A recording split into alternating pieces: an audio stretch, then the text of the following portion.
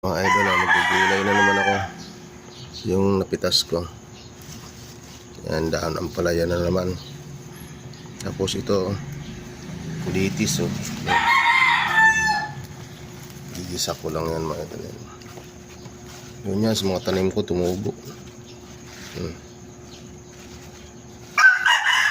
Naman tayo, libre na naman gulay. Hindi mawawala oregano. Lagi may oregano yung pagluluto ko. Sarap to pagka ganito. Dahon ng palaya. Native to. Liliit lang ang bunga niyan. Tapos ito. Isa lang natin yan sa dilis. Sunod, papakita ko sa inyo yung bunga nito. Maliliit lang bunga.